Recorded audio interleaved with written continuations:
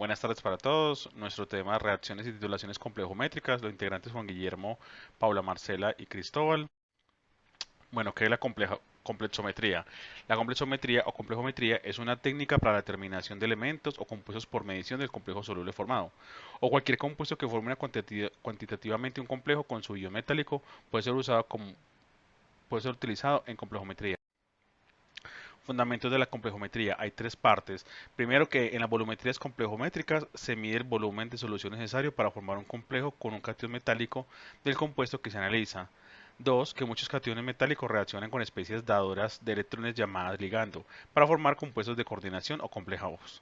El ligando debe tener por lo menos un par de electrones sin compartir. Y tres, los complejos llamados quelatos se producen por la coordinación de un catión y un ligando, en los que el catión metálico es parte de uno de los varios anillos de 5 o 6 miembros. Entonces, el ion metálico, la transición o ácido de Lewis es entonces el metal que está identificado como la M más esta L que es el ligando o base de Lewis y eso es igual a un ion complejo. Una base de Lewis es una sustancia que puede donar un par de electrones y un ácido de Lewis es una sustancia capaz de aceptar un par de electrones. Un número de coordinación es el número de átomos donantes que rodean al átomo del metal central en un ion complejo. Como pueden ver entonces, un metal central y los donantes. Los complejos pueden ser catiónicos, son aquellos con carga positiva, aniónicos, que son aquellos con carga negativa, o neutros, que son aquellos con carga neutra. Los ligandos se pueden clasificar dependiendo del número de átomos que tengan estos capaces de enlazarse con el átomo central. Pueden ser monodentados, que solo disponen de un átomo capaz de enlazarse, bidentados, disponen de dos átomos capaces de enlazarse, y polidentados o quelantes, que disponen de más de tres átomos capaces de enlazarse. Los indicadores. Bueno, los indicadores visuales utilizados son diversos compuestos orgánicos que forman complejos fuertemente coloreados con los iones metálicos. Los complejos ion metálico indicador deben ser estables, pero menos que el correspondiente complejo metal hepta, con objeto de que puedan observar su cambio de color notable por el desplazamiento ligando del complejo metal indicador. Como se muestra ahí, metal y el indicador más el hepta, entonces el hepta traslada forma un compuesto con el metal y desplaza el indicador. Así es que se da el color. Entonces tenemos que los indicadores, los compuestos utilizados como indicadores metalocrómicos son en su mayor parte colorantes azoicos y derivados del trifenilmetano. Algunos indicadores redos y ácido base tienen también en este caso aplicación limitada. Por ejemplo, el negro de eritocromo T, este indicador cambia de color de rojo a azul oscuro cuando se forma un complejo con iones de calcio, como se puede ver ahí en la imagen. Tenemos indicadores rojo de metilo, que ese indicador cambia de color de amarillo a rojo cuando se forman los complejos con los iones de hierro, o por ejemplo el azul de bromofenol, que ese indicador cambia de color de amarillo a azul cuando se forma el complejo con los iones de hierro. Esos indicadores metalocrómicos es el factor decisivo de las concentraciones de los iones de metal del que se trate y debe dar complejos fácilmente reversibles. Es de tomarse en cuenta que siendo estos indicadores coordinables con el catión que se está valorando, puede también serlo con el ion hidrógeno, donde resulta que el pH es un factor de suma importancia en el método empleado.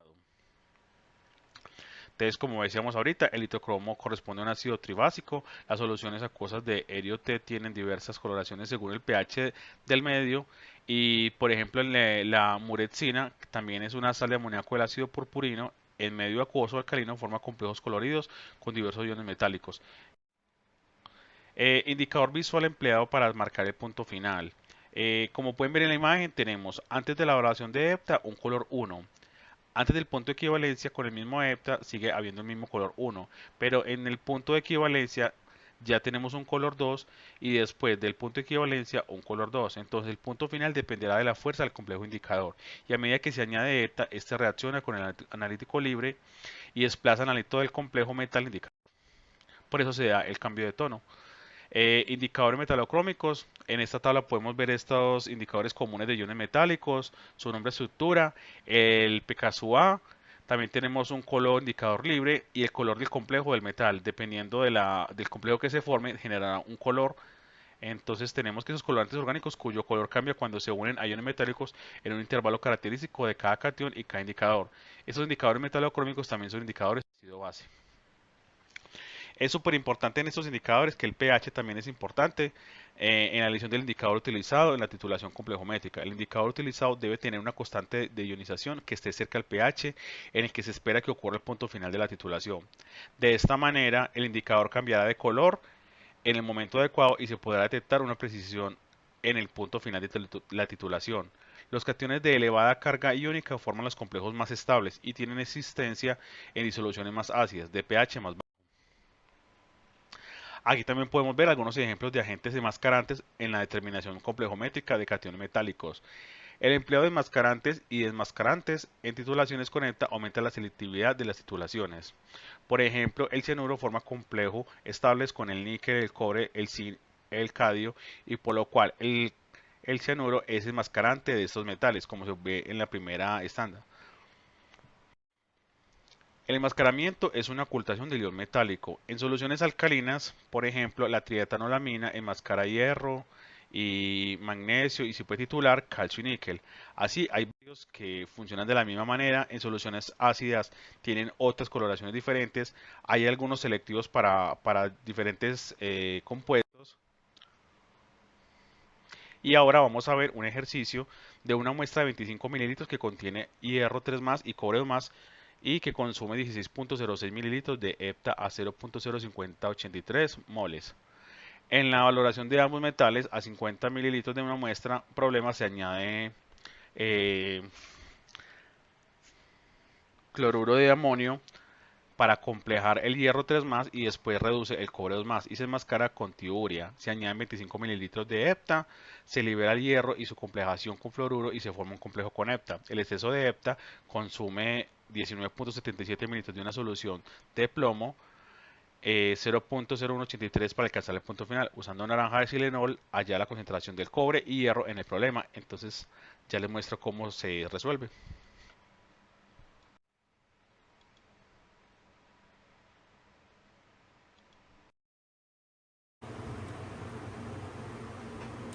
Entonces, para este ejercicio tenemos entonces una muestra de 25 mililitros que contiene una mezcla de hierro 3 más y cobre 2 más y que son y que consumen 16.06 mililitros de de hepta a 0.058 molar en una valoración que es de ambos metales y es una valoración directa. Entonces tenemos ahí. Entonces, ¿qué tenemos aquí? Tenemos que, como es una valoración directa, estamos diciendo que las moles del hepta serían iguales a las moles del hierro 3 más en complejación y las moles del cobre más en complejación. Tenemos aquí la concentración, para allá la concentración de las moles de hepta o la concentración molar, que serían los 0.01606 litros por 0.058 moles sobre el litro, que es la concentración molar, y esto nos dan las moles de hepta. Diciéndolo así, entonces tenemos que las moles de hepta son 0.088163 moles de hepta, y esos son iguales a las moles del hierro 3 más en complejación y las moles del cobre más en complejación. Eso, entonces tenemos que esta es la titulación número 1. ¿Y por qué podemos afirmar esto? Porque las moles de hepta, estas están formando un complejo tanto con el hierro como con el cobre. Entonces dichas moles son iguales a las moles del hepta.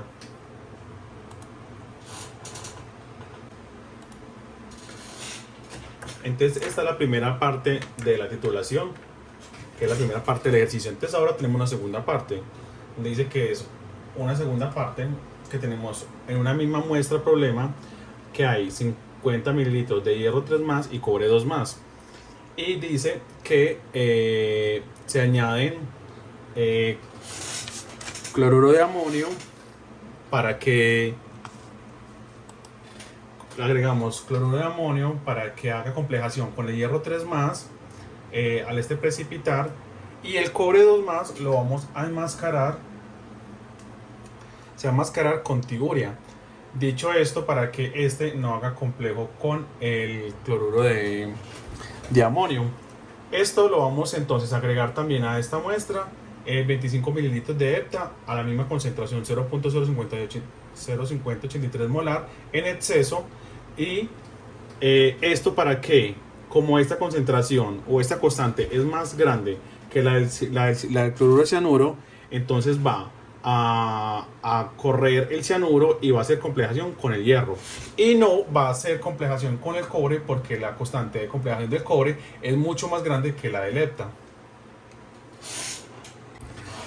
Ahora bien, entonces tenemos que el hierro está en estos momentos en una complejación con el hepta, en un complejo con hepta, y que el cobre lo tenemos enmascarado. Eso es lo que tenemos en el momento. Pero como tenemos un exceso de hepta, entonces vamos a titular con plomo 2 más a una concentración de 0.0183 molar y nos gastamos 19.77 mililitros. Esta concentración de acá va a ser complejo con el exceso que tenemos de hepta. Entonces al final, ¿qué vamos a tener en esta muestra? Tenemos los 50 mililitros de hierro que están complejados con hepta, el cobre 2 más que está enmascarado, y tenemos la complejación del plomo con hepta en exceso. Entonces tenemos un segundo experimento donde 50 mililitros de la misma mezcla problema de hierro y cobre 2 más, se le añade cloruro de amonio para complejar el hierro. Entonces tenemos 50 mililitros de hierro 3 más, y tengo cobre 2 más 2, y entonces primero vamos a agregar este complejante auxiliar para que haga un complejo con este, porque claro, como el hierro en este pH precipita, entonces él tiene que hacer una complejación auxiliar. Y el cobre 2 más lo vamos a enmascarar con tiuria, de manera que la constante de complejación de este sea más alta y entonces no interactúe con el cloruro de cianuro. Luego, ¿qué vamos a tener? Entonces vamos a agregar hepta, 25 mililitros de hepta a 0.05883 molar, y estas van a armar un complejo con el hierro 3 más, y desplazan el cloruro de cianuro. Esto para que tengamos un complejo. No va a ser complejo con el cobre 2 más, porque el cobre 2 más va a estar enmascarado. Esa es la importancia del enmascarante, que lo va a separar. Y como la constante de complejación del cobre 2 más es más grande que la del hepta, entonces por eso no hace complejo con este. Entonces tenemos 50 mililitros de hierro 3 más que hicieron complejo con el hepta, pero tenemos un exceso de hepta. Entonces vamos a hacer una titulación de plomo 2 más, en el cual nos gastamos 19.77 mililitros a 0.0183 molar, y este va a ser complejación con el exceso que hay de hepta. Al final, ¿qué tendremos? Entonces moles de hierro 2 más complejados con hepta y moles de plomo 2 más complejados con hepta. Entonces, diciendo esto, entonces tenemos unas moles que hicieron complejo con el hepta, unas moles de hierro que hicieron complejo con el hepta, y unas moles de plomo que hicieron complejo con el hepta. Y tenemos un cobre que está enmascarado, que obviamente, como tienen una constante de formación más grande, el hepta no puede hacer complejación con ella. Entonces tenemos que las moles totales de hepta serían iguales a las moles de complejación con el plomo más las moles de complejación con el hierro 3 más. ¿Qué necesitamos nosotros? Despejar las moles de hierro 3 más. Entonces, las moles de hierro 3 más, entonces tenemos la concentración de hepta, sí, aquí la tenemos y la podemos hallar en la multiplicación del volumen por la molaridad. Y tenemos las moles de plomo, que también las podemos hallar con este, que está el volumen y la molaridad. Entonces, las moles de hierro 3 más serían iguales a 0.0271 moles de hepta, que fueron halladas de acá, menos 0.00362 moles del plomo 2 más, que fueron halladas de acá. Lo que quiere decir que las moles de hierro 3 más son 0.0909 moles de hierro 3 más. Ahora, ¿qué necesitamos nosotros? La concentración, porque es lo que nos está pidiendo el ejercicio. Hallar las concentraciones de cobre 2 más y de hierro 3 más. Para hallar la concentración de moles de hierro 3 más, o la molaridad, entonces tendríamos que las moles de hierro 3 más, pero entonces en el volumen que teníamos nosotros, que son 50 mililitros pasados a litros. Y esta sería la concentración entonces de el hierro 3 más. Entonces hallamos las moles de la concentración molar del hierro 3 más con las moles que encontramos de hierro 3 más sobre el volumen de la muestra, que eran 0.50 en litros.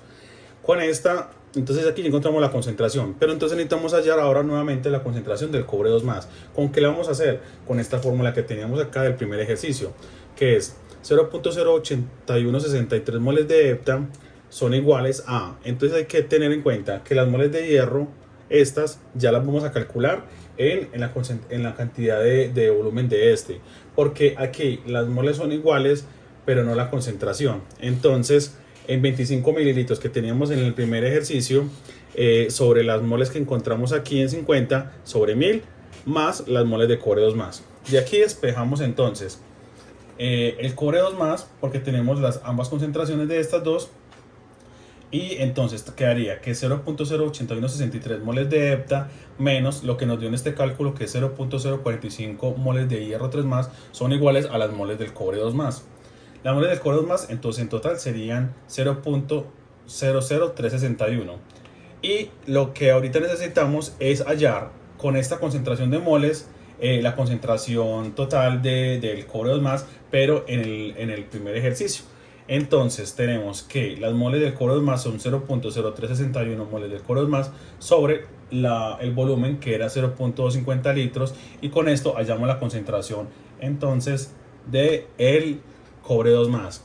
Este ejercicio nos ayuda a entender la función de los enmascarantes, de los complejos auxiliares y la formación de complejos con hepta, y cuando por las constantes y la concentración de formación se puede utilizar uno o el otro y hallar concentraciones diferentes. Complejación con iones metálicos. ¿Qué es?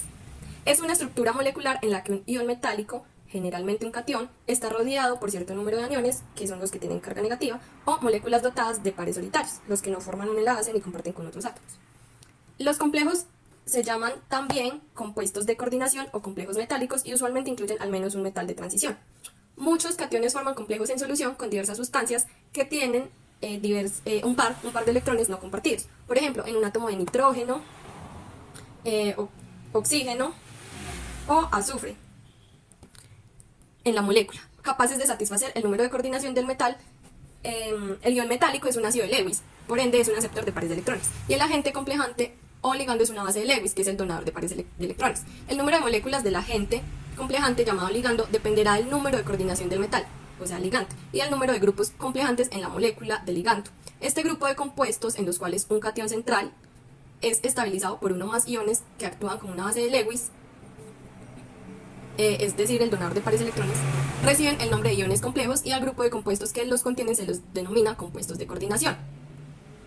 Dentro de los compuestos de coordinación, a los iones que rodean el catión o el ion metálico se les denomina agentes ligantes o ligandos. Cationes y aniones. Listo. ¿Qué tan estables son los complejos? Acá hablamos del ejemplo de la molécula hemo en la sangre, ya que esta mantiene firmemente unido al átomo de hierro porque los átomos de nitrógeno del hemo constituyen un fuerte ligando y establecen enlaces complejantes fuertes, es decir, el nitrógeno es un buen agente complejante. El hierro 2, a su vez, se puede enlazar fácil con el oxígeno para transportar gas oxígeno de los pulmones a los puntos de oxidación en el cuerpo, y luego lo libera con facilidad porque el oxígeno es un agente complejante débil para ser reemplazado por la molécula S2. Los complejos tienen múltiples aplicaciones en áreas como bioquímica, en las enzimas o en la farmacología, como tratando intoxicaciones por hepta. A continuación, el desarrollo de este ejercicio. Un metal divalente M2+ reacciona con un ligando L para formar un complejo 1 a 1. Entonces, planteamos primero la reacción. M2+ más el ligando va a formar un complejo de Ml2+. Listo. Ahora se plantea la constante de formación, que es Kf igual. Entonces, los productos, que sería Ml2+, sobre los reactivos, la concentración de los reactivos. Listo. Ahora me dice calcular la concentración de M2+ en una solución preparada mezclando volúmenes iguales de M2+, 0.20 molar, y el L, 0.20 molar. Y la constante de formación me dice que es 1.0 por 10 a la 8. Listo. Entonces, me dice que se han agregado cantidades estequiométricamente iguales de M2 más y L. Entonces, como se agregaron volúmenes iguales, las concentraciones iniciales se reducen a la mitad. Listo, entonces. Al reducirse a la mitad, entonces se puede decir que la concentración inicial de M2 más es 0.1 y la concentración de L es 0.1. Listo, de ml del producto no tenemos nada. Entonces, en el cambio, M y L se reducen y se forma de ml x. Entonces queda en el cambio menos x porque se reduce y ml se forma x. En el equilibrio tendré 0.1 menos x en M2 más, en L tendré 0.1 menos x y en ML tendré x. Listo. Debemos tener en cuenta pues que la constante de formación es 1.0 por 10 a la 8. Esto es una constante muy grande. Es decir, que casi todo lo que tengo en reactivos, se va a consumir. Entonces, me va a quedar pues, me va a dar 0. Y se va a consumir para crear un producto. Entonces, como dije, 0.1 menos x es igual a 0. X me va a dar igual a 0.1. Por lo tanto, la concentración final del complejo de ml2 más me va a dar 0.1. Entonces, a partir de acá se plantea el equilibrio contrario, el cual me va a permitir hallar la concentración de M2. Que es por la que, porque aunque dijimos que se gastó, se va a formar una proporción demasiado pequeña. Y esto es lo que me están preguntando. Entonces, el complejo Ml2 se disocia formando, listo, entonces, por acá. El complejo Ml2 más se disocia formando M2 más L. Entonces, inicialmente, de ML tengo 0.1, de M no tengo y de L tampoco. El cambio será que ML gasta en X y se va a formar en M y en L. En el equilibrio tendré 0.1 menos X, de ML2 más, de M2 más tendré X y de L X. Esta reacción contraria tendrá una constante de disociación que será igual al inverso de la constante de formación, 1 sobre Kf. Esto va a ser igual a la concentración de los productos, M2 más, concentración de L, sobre la concentración de los reactivos. Como nos estaban dando el valor de la constante de formación y sabemos que la constante de disociación es la inversa, entonces esto nos da un valor de 1.0 por 10 a la menos 8, que sería la inversa. Es decir, que tenemos ahora una constante demasiado pequeña. Lo que nos da a entender es que esto que se forma de X es casi despreciable. Vamos a resolver esta ecuación. Tenemos que ML, X por X sobre ML2 más, de 0.1 menos X. Dijimos que esta es casi despreciable. Entonces, si a 0.1 yo le resto 1.0 por 10 a la menos 8, me va a dar 0.099 y pues aproximándolo me daría un valor de 0.1. Es decir, pues por lo tanto podemos despreciar la X. Entonces esta constante de disociación me daría, seguiré por acá, sería igual a X al cuadrado sobre 0.1. Listo, dando como resultado, pues despejamos. Despejamos la constante de disociación y decimos que x al cuadrado es igual a 1.0 por 10 a la menos 8 por 0.1 sobre, sobre, listo. Esto, bueno, en el video se cortó, este resultado lo voy a volver a hacer. Entonces, este resultado, el resultado de esta multiplicación me dio 1.0 por 10 a la menos 8 por 0.1 me dio un valor de 1 por 10 a la menos 9. Al sacarle la raíz a esto me dio 3.16 por 10 a la menos 5.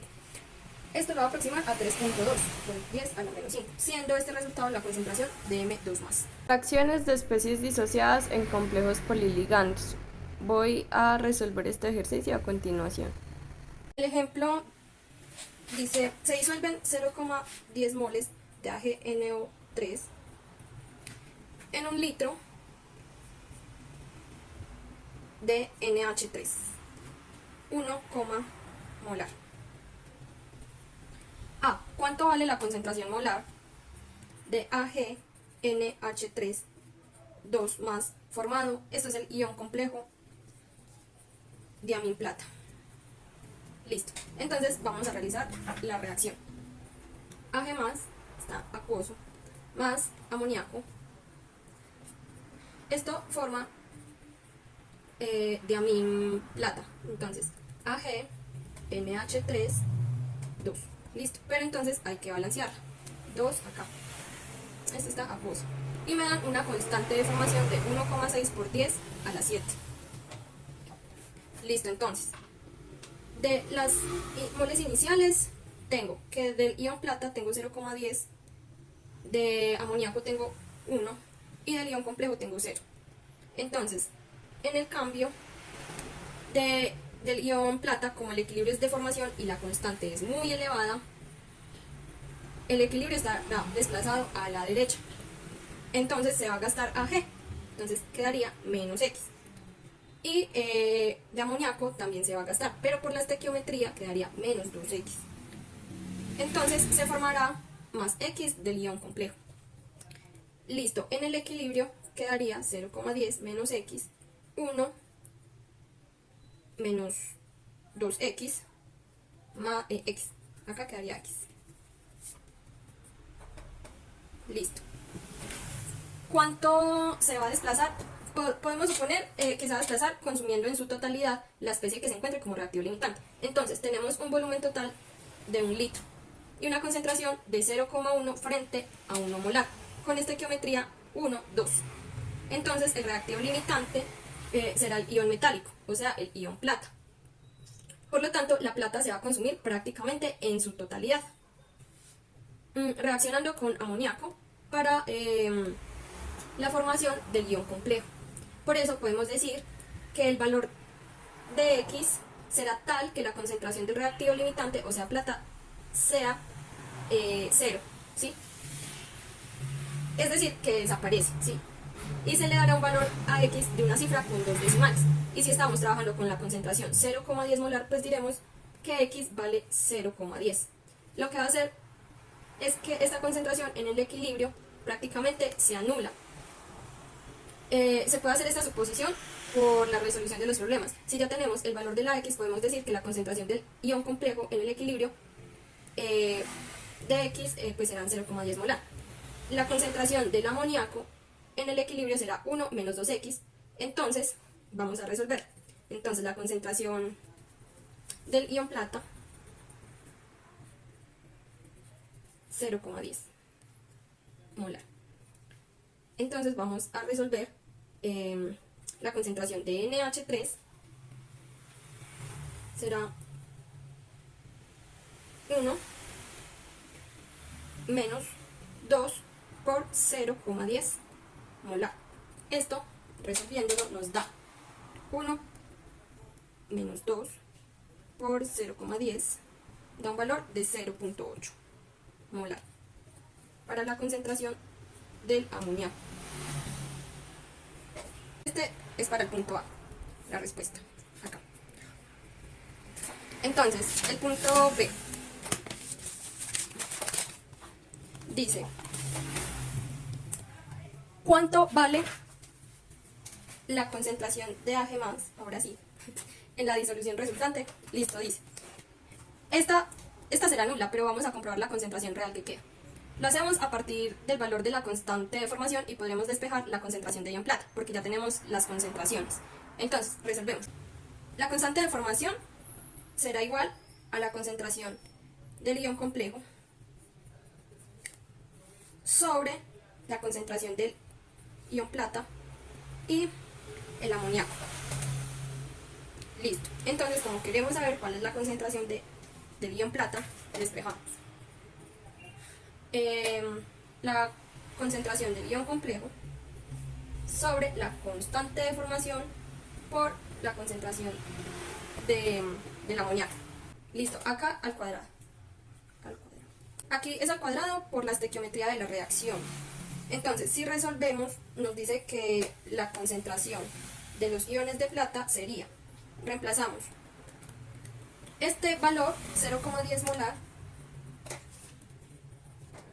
sobre la constante de formación que nos dieron es 1.6 por 10 a la 7 por 0,8 al cuadrado, ¿sí? Esto es igual a 0.10 sobre 1.6 por 10 a la 7 por 0.8 al cuadrado. Esto da una una concentración del ion plata de 9.76 por 10 a la menos 9 y aproximándolo da un valor de 9.8 por 10 a la menos 9 molar. Complejación por esta. Ácido etilendiaminotetracético. Listo, entonces, los agentes titulantes de más utilidad son los ácidos aminocarboxílicos, en los que el nitrógeno y el grupo carboxilato sirven como ligandos.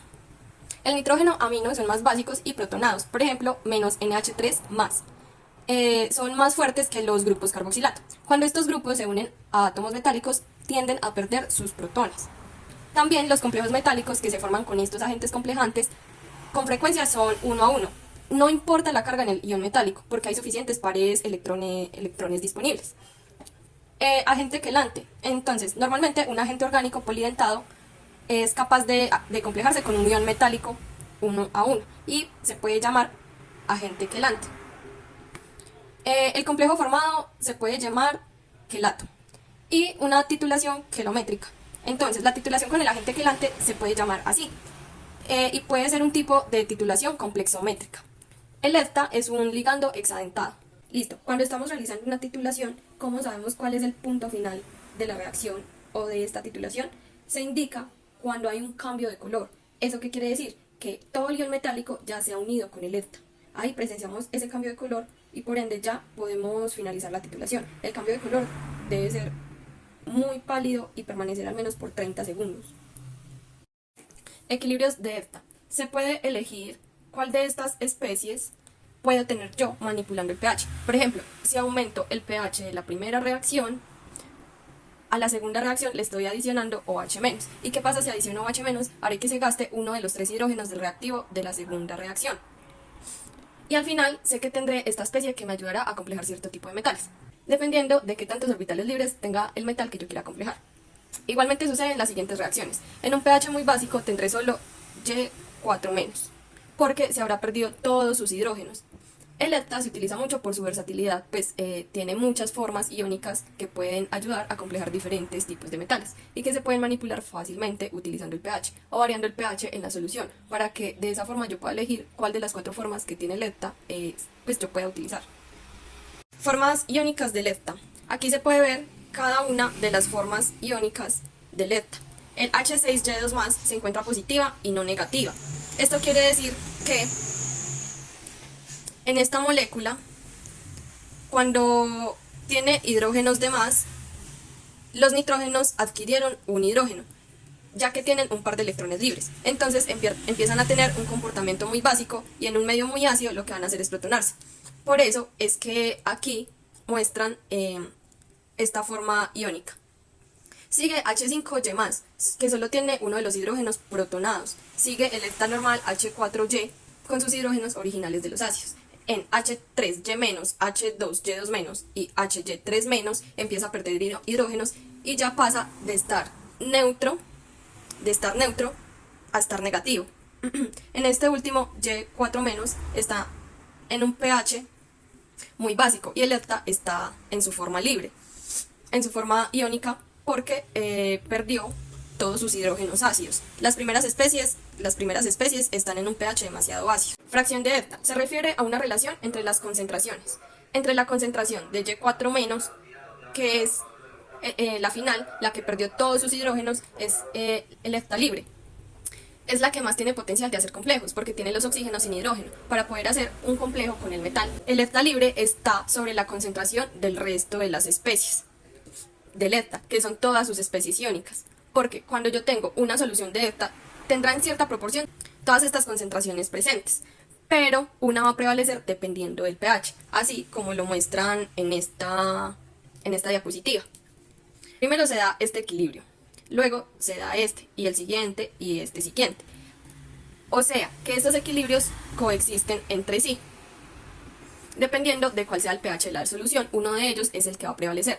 Yo debo calcular el pK sub A de las constantes. El pK sub A me va a decir cuál de los equilibrios va a prevalecer. Curva de valoración EDTA. En la presente diapositiva analizaremos la curva de valoración EDTA, una herramienta crucial en la titulación complejométrica. Se presenta una tabla que detalla la relación entre el pH y la fracción de EDTA desprotonado alfa Y4-. En la tabla proporcionada se observa la variación de la fracción de EDTA desprotonado alfa Y4- en función del pH. La tendencia revela un aumento sustancial en la concentración de la forma desprotonada del EDTA a medida que el pH se incrementa. ¿Pero por qué razón se da esto? Bueno, el EDTA, una molécula polifuncional, cuenta con múltiples grupos ácidos. En condiciones alcalinas, específicamente con un pH superior a 10, los iones hidroxilo actúan como bases, atrayendo protones de los grupos ácidos del EDTA. Este proceso de desprotonización convierte al EDTA en la forma Y4-, altamente cargada negativamente. Esta modificación molecular prepara al EDTA para la formación de quelatos con iones metálicos. Es esencial mantener un pH superior a 10 en la titulación complejométrica.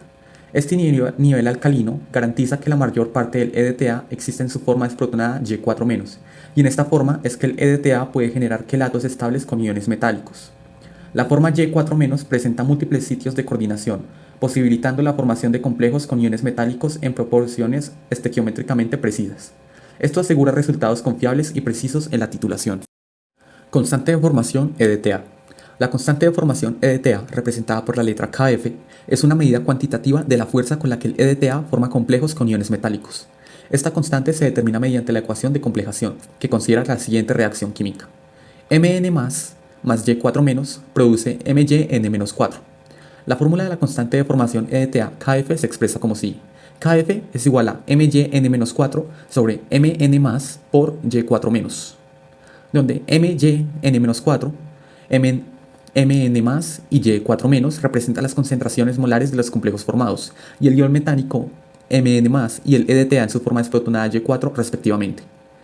En la ecuación química de complejación observamos que el ion metálico Mn y el EDTA en su forma desprotonada Y4- reaccionan para formar el complejo MyN-4. La constante de formación Kf refleja la tendencia de esta reacción a favor de la formación del complejo. La fórmula de Kf considera las concentraciones molares de las especies involucradas, indicando la proporción en la que se forma el complejo frente a la presencia de los reactivos. La magnitud de la constante de formación EDTA Kf es indicativa de la eficacia con la que el EDTA puede formar quelatos con un ion metálico específico. Valores mayores de Kf sugieren una mayor estabilidad del complejo, lo que es crucial para obtener resultados precisos en la titulación complejométrica. En la siguiente tabla se puede observar las constantes de formación de distintos complejos metal EDTA. Constante de formación condicional. La constante de formación condicional del EDTA, también conocida como Kf', es una medida ajustada de la fuerza de la formación de complejos entre el EDTA y los iones metálicos, considerando las condiciones particulares de la titulación. La fórmula de la constante de formación condicional del EDTA se expresa de la siguiente manera. Kf' es igual a la concentración de MyN-4 sobre la concentración de Mn por la concentración del EDTA. Esta fórmula es similar a la constante de formación, pero con una diferencia esencial. La constante de formación condicional se evalúa en condiciones específicas de pH, fuerza iónica y otras condiciones relevantes para la titulación. Al igual que la constante de formación condicional del EDTA considera las concentraciones molares de los complejos formados, el ion metálico Mn+, y el EDTA en su forma desprotonada Y4-. Sin embargo, Kf' refleja la estabilidad del complejo bajo condiciones particulares. Esto implica que la constante de formación condicional puede variar en función del pH, la fuerza iónica u otras variables que afecten la conformación del complejo. La constante de formación condicional es crucial para la precisión de la titulación complejométrica, ya que refleja cómo las condiciones específicas afectan la formación del complejo. Esta información ajustada es esencial para obtener resultados analíticos más precisos y aplicables a situaciones específicas. En las valoraciones con EDTA nos interesa calcular la concentración del ion metálico en función de la cantidad de valorante añadido. Antes del punto de equivalencia existe un exceso del catión y tras el punto de equivalencia el exceso es de EDTA. Para explicar cómo se construye una curva de valoración, nos centraremos en un caso concreto. La valoración de 50 ml de cobre 2 más 0.01 molar con una disolución de EDTA 0.02 molar a un pH de 6. Siendo Kf lo suficientemente alta, como es este caso, se considera que la reacción de la formación del quelato es completa en todos los puntos de la valoración. Bueno, entonces lo primero que vamos a hacer es encontrar el punto de equivalencia.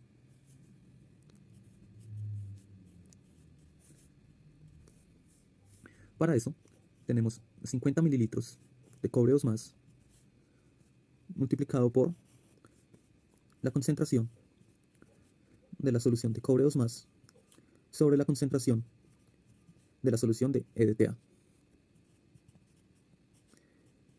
Y esto nos da igual a 25 mililitros de EDTA, el cual es el volumen que se debe agregar para alcanzar el punto de equivalencia. Una vez localizado el volumen del valorante en el punto de equivalencia, teniendo en cuenta que la estequiometría de los quelatos con EDTA es siempre 1 a 1, se procede a determinar el valor de PQ en las regiones principales de la curva, antes, en y tras el punto de equivalencia. Bueno, ahora vamos a encontrar el valor de PQ cuando aún no se ha añadido EDTA, es decir, cuando el volumen inicial de EDTA es igual a 0. Para eso, como no tenemos aún EDTA en la solución, simplemente cogeremos la concentración de Q2+, la cual es 0,01 molar, y para hallar PQ simplemente es menos logaritmo de la concentración de Q2+, que en este caso es 0,01. Y esto nos da igual a 2,0. También calcularemos el valor de PQ cuando el volumen de EDTA añadido es igual a 10 mililitros. Para eso tenemos aquí esta ecuación, la cual nos define que la concentración de Q2+ es igual a las milimoles totales menos las milimoles del complejo de EDTA sobre el volumen total en mililitros. Entonces, por ahora, vamos a reemplazar.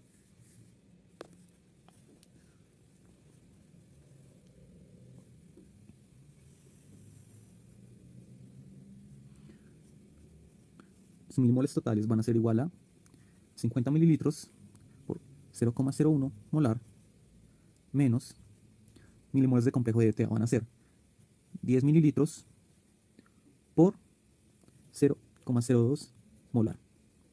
Y esto sobre el volumen total, que será 50 mililitros más los 10 mililitros añadidos.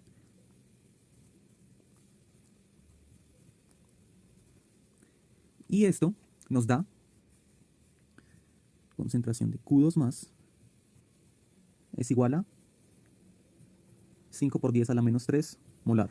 Y entonces, igual que el procedimiento anterior, vamos a sacarle menos logaritmo 5 por 10 a la menos 3. Y esto nos da un valor de 2,3. Antes del punto de equivalencia hay exceso de Q2+, que no ha reaccionado con el EDTA, y su concentración es por tanto igual a la concentración del metal que no ha reaccionado con el valorante. La concentración del metal procedente de la disociación del complejo es despreciable. Muy bien, ahora calcularemos el valor de PQ en el punto de equivalencia, es decir, cuando se han agregado 25 mililitros de EDTA. Para esto, calcularemos la concentración de QY2- que hay en la solución. Y esto lo calcularemos multiplicando 50 mililitros de la solución de Q2+ por su concentración, y esto sobre el volumen total, que sería 50 mililitros más 25 mililitros. Y esto nos da un valor de 6,67 por 10 a la menos 3. Bueno, ya que tenemos la concentración de QY2-, ahora para calcular el valor de PQ, queremos calcular la concentración de Q2+. Para eso estableceremos un equilibrio Q2+ más Y4- están en equilibrio con QY2 menos. Entonces, al inicio, no tenemos Q2 más y Y4 menos, y tenemos 0,00667 molar de QY2 menos. Y al final tenemos que se producen X de Q2 más y X de Y4 menos. Y se gastan X de QY2 menos. Entonces, 0,00667 menos X. Y ahora, para calcular la concentración de Q2 más, queremos calcular el valor de X. Y para hacer eso, estableceremos esta ecuación.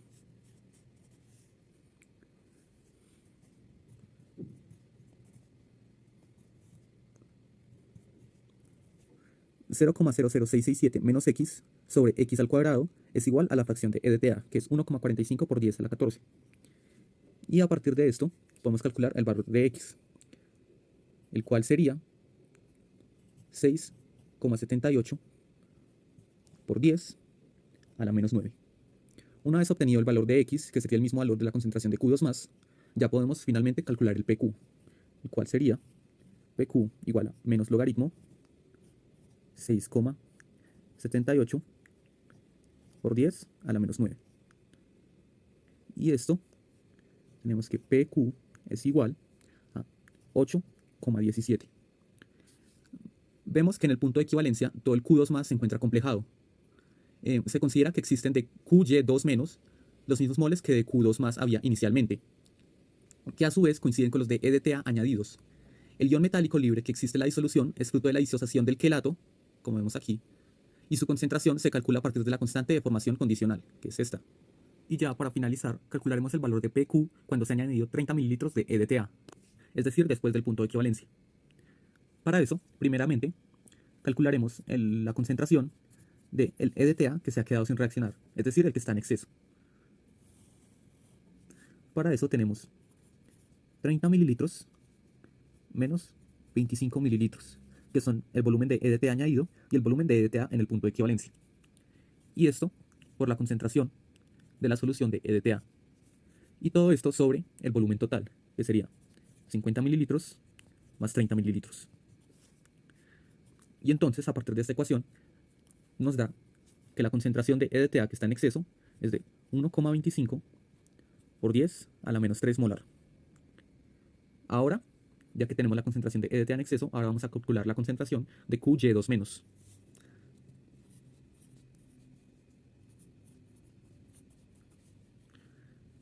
Tenemos que la concentración de QY2 menos es igual a 50 mililitros por 0,01 molar. Y esto sobre el volumen total, 50 mililitros más 30 mililitros.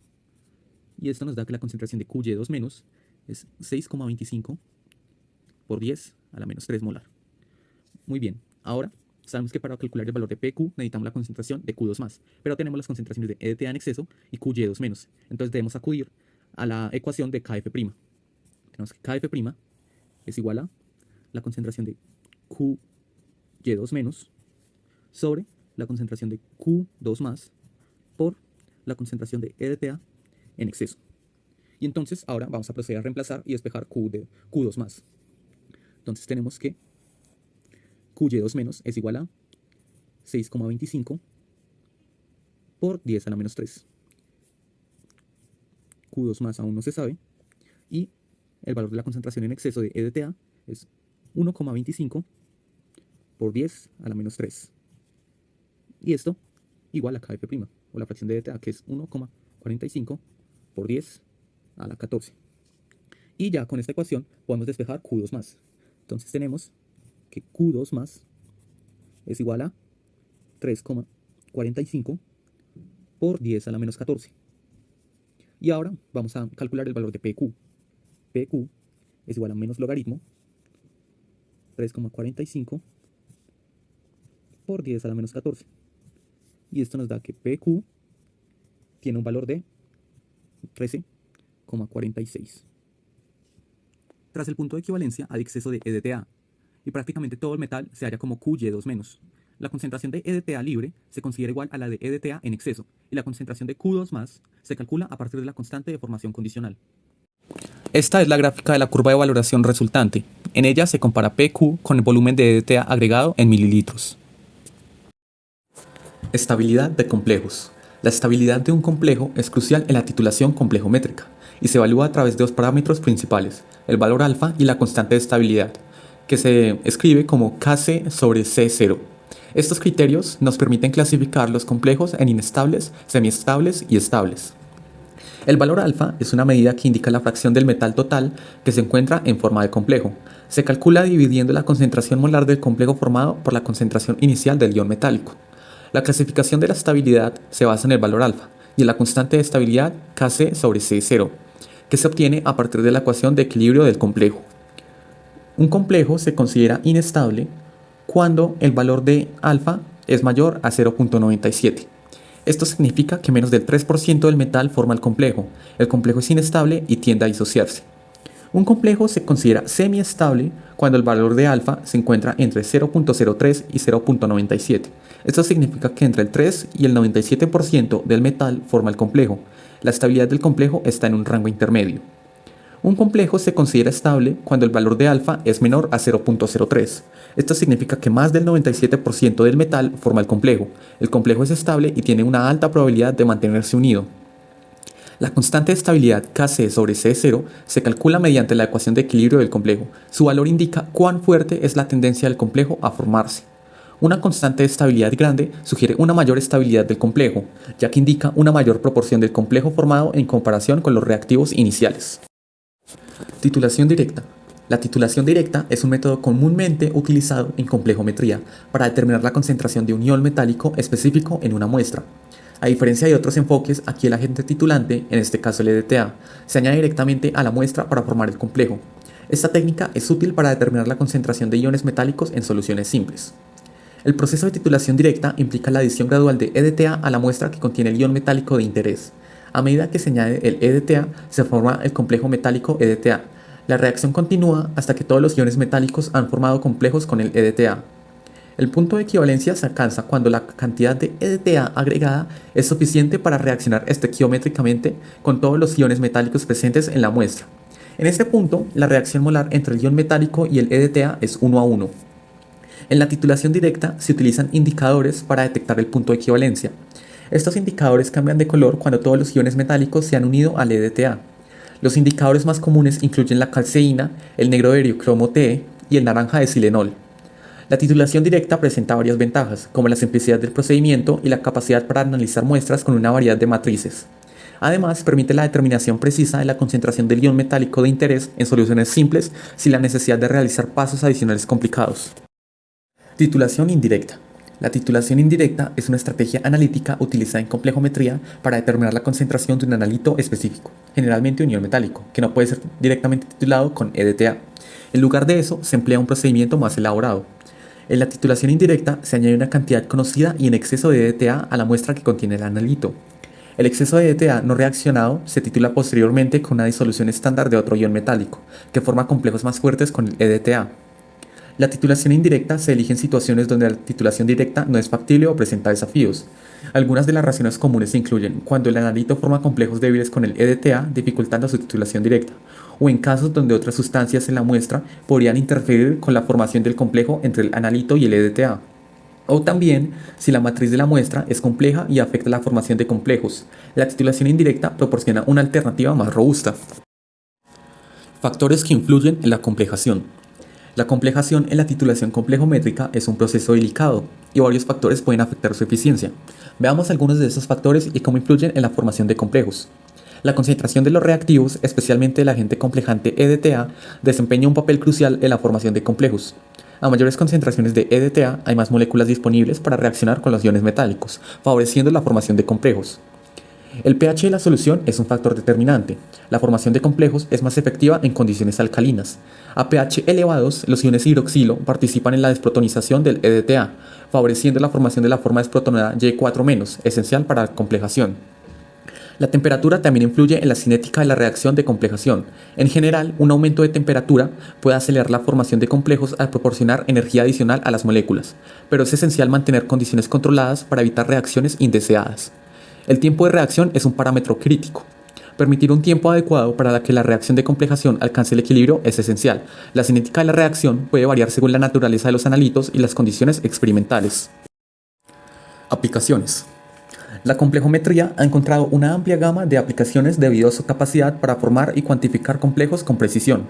Veamos algunas de las áreas donde esta técnica ha demostrado su utilidad. Una aplicación destacada de la complejometría es la terapia con quelatos. En medicina, compuestos quelantes como la ferrioxamina B se utilizan para tratar la intoxicación por metales pesados, como el hierro. Estos quelatos forman complejos con los iones metálicos en exceso, facilitando su eliminación del cuerpo. En el ámbito ambiental, la complejometría se emplea para el análisis de aguas y suelos. Permite la determinación precisa de metales pesados, como el plomo o el cadmio, que pueden tener impactos significativos en la calidad del agua y del suelo. La complejometría desempeña un papel crucial en el control de calidad en diversas industrias, como la alimentaria y la farmacéutica. Se utiliza para analizar la concentración de metales y garantizar la conformidad con los estándares de seguridad y calidad. En estudios de bioquímica y farmacología, la complejometría se utiliza para investigar la formación de complejos entre ligandos y metales en sistemas biológicos. Esto es crucial para comprender la interacción de fármacos con iones metálicos en organismos vivos. ¿Y para qué sirve la complejometría? Bueno, en resumen, la complejometría es fundamental para cuantificar la presencia de iones metálicos en una muestra. Su aplicación es esencial en la calidad del agua, control de procesos industriales y análisis de muestras complejas, brindando resultados confiables y precisos.